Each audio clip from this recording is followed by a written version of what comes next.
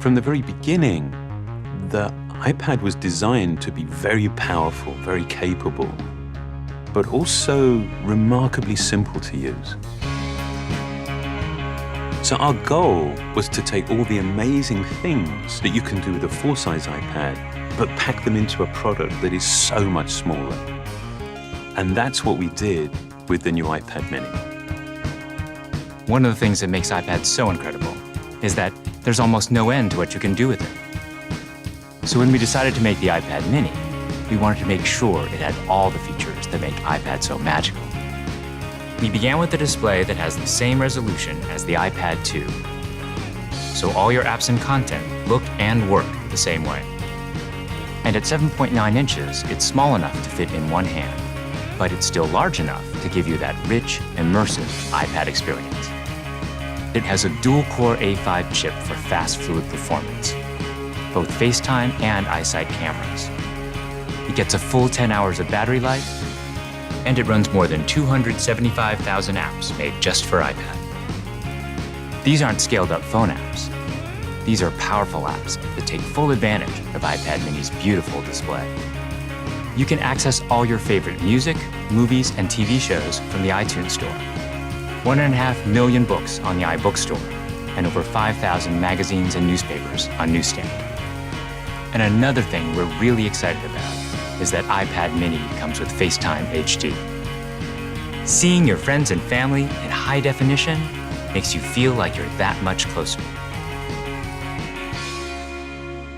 If all that we had done was take the original iPad and just reduce it, all that you would be aware of was everything that was just missing. That there is inherent loss in just reducing a product in size. And what we did was we went back to the very beginning and we took the time to design a product that was a concentration of, not a reduction of the original. We felt strongly that 7.9 inches was exactly the right display size, but it became clear that we had to reduce the width of the borders so you can still pick it up and easily use it with one hand. We have continued to develop our unibody process. There are essentially two parts to the enclosure, the glass and the aluminium. And that junction where the two parts actually come together is incredibly important. The diamond-cut chamfer meets seamlessly with the glass. And I think it's a beautiful detail that further reduces parts and actually makes it more durable. We also designed an entirely new smart cover for the iPad mini. By eliminating the separate aluminium hinge, we now essentially wrap the iPad mini in a single, simple colored material. The biggest challenge that we faced was incorporating all of these great features in a much smaller and lighter device. In order to do this, every part had to be custom designed, starting with the display.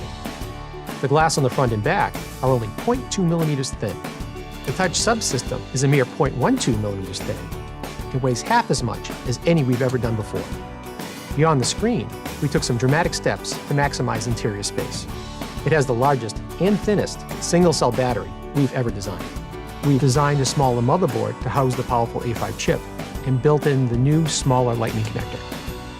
We also redesigned the iSight and FaceTime HD cameras, and they allow you to take amazing photos in HD video. We've been able to build all of this technology into a device that is only 0.68 pounds and 7.2 millimeters thin. All of these efforts combine to make a product that is incredibly thin and light and has absolutely remarkable levels of fit and finish. And I think the result is an extraordinary iPad, one that will be used in so many different places, in so many different ways.